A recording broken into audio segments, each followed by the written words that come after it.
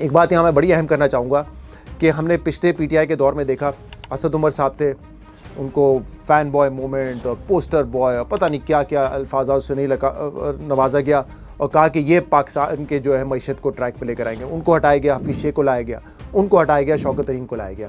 तो finance minister सिर्फ बदलने से आपके मुल्क के हालात, आपके इदारे मजबूत नहीं होंगे, आपके स्ट्रक्चरल रिफॉर्म्स नहीं आएंगे।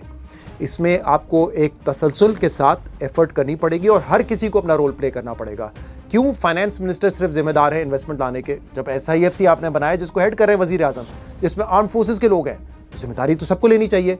तो इसीलिए कोई ऐसा नी जर्क रिएक्शन दिखा के किसी को हटा के कोई फ़ायदा नहीं होना है।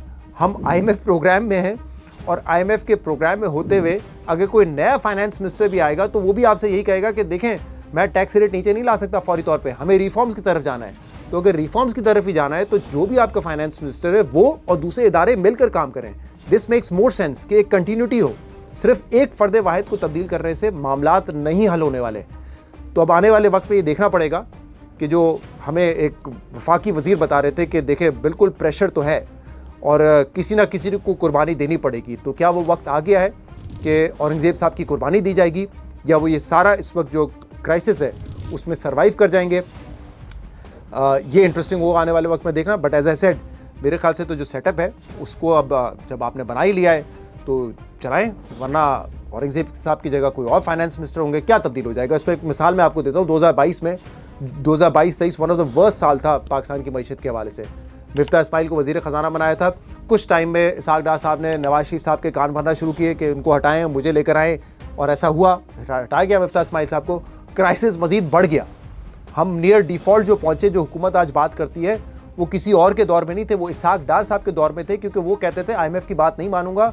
उन्होंने शाहजेब खानज़ादा के प्रोग्राम में कहा था कि who is IMF, what is IMF, I don't care कि IMF क्या कहता है। और वो प्रोग्राम नहीं हो रहा था हमारा, हम डिफ़ॉल्ट होने वाले थे। जब प्राइम मिनिस्टर गए, उन्होंने MD IMF से कहा कि खुदा के वास्ते ये प्रोग्राम स्टेबलाइजेशन का कंटिन्यू करें वरना हम डिस्टेबलाइज हो जाएंगे, और फिर वो प्रोग्राम मिला था। तो इसलिए परफॉर्मेंस जहाँ तक है फाइनेंस मिनिस्ट्री की कोई बहुत उम्दा नहीं है, बड़े सवालात हैं, बट आई गेस उन गैप्स को फिल करने की ज़रूरत है, परफॉर्मेंस बेहतर करने की ज़रूरत है। एक फ़र्द वाहिद को चेंज करके स्ट्रक्चरल रिफॉर्म्स नहीं आ सकते।